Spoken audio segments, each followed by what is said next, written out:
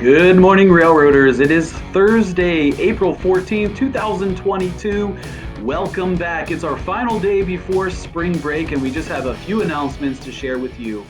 Reminder that when you come back, that week of April 25th will be our Spirit Week. It's celebrating our return from spring break, and it's also our prom week. The first day we'll be taking a look at heroes versus villains.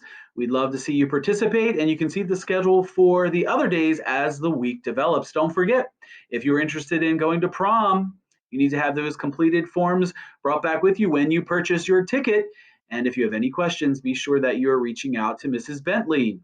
This weekend, you have an opportunity to participate with our Random Acts of Kindness Club and the Jefferson Ruritan on Saturday from 12:30 until 2 o'clock. They will host an Easter Bunny visit and an egg hunt. It's always been a successful activity that our RAC group has put together. And so if you are available, would like to come out and participate, if you would like to be a guest or just see what's going on, we'd love to see you out there at the Jefferson Ruritan this Saturday.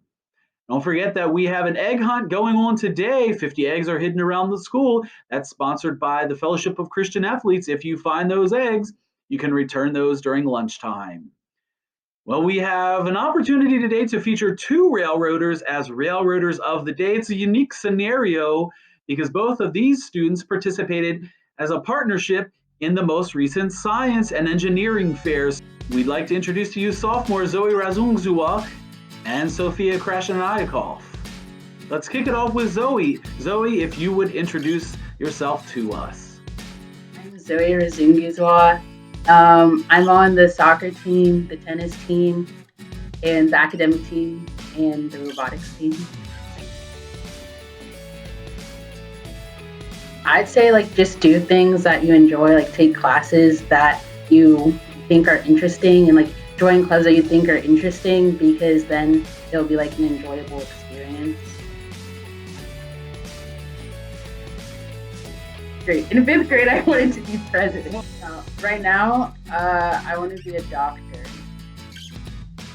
Well, I was thinking about neurosurgery, but I don't want to go to school until I have gray hair.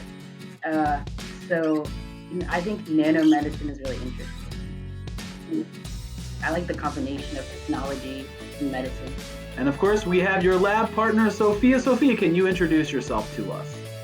I am Sophia Krashenayakov. I am a sophomore here, and I enjoy learning new things, and I enjoy a new academic team here, and we won this season and the tournament, so that was really good.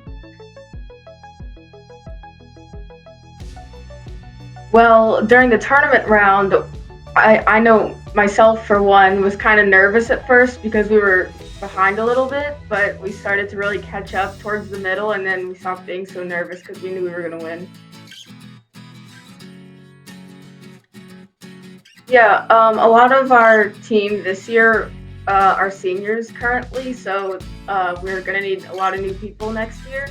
And Mr. Kelly, who's kind of in charge of it, he was saying that it's always hard recruiting underclassmen to do academic team because they're nervous or something. But it's really not a very stress-inducing thing. When you go to the actual rounds, it's a very informal kind of thing, even though everybody's dressed up nice. It has a very casual feel to it.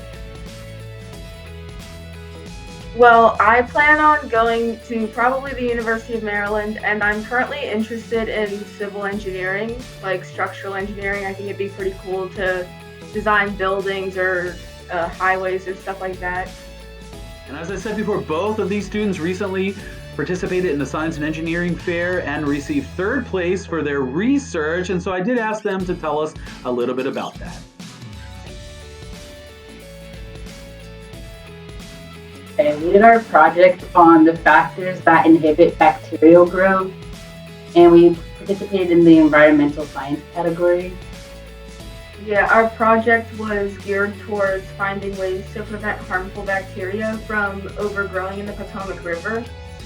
And so we tried different factors and saw which ones limited growth the most. Well, I live in Point of Rocks, and sometimes if you go down there, it looks really bad. Like you can tell isn't very good quality water. And so we were just kind of curious and wondering.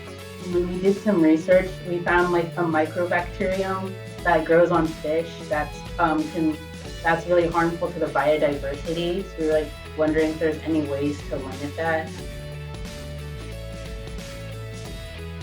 We found that the pH level had the greatest effect on limiting the growth. So we decided that if we could make the water more basic as opposed to acidic in certain areas where people swim more, where there's already not a lot of biodiversity, then that could prevent anything from harming people in those areas, while also not having too much of an impact on the nature that's still there.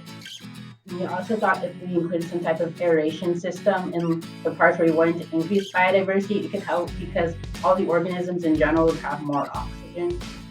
Thanks a lot again, Sophie and Zoe, for participating. It was great to see and learn about all of your hard work that you've put in as students and as participants in the science fair.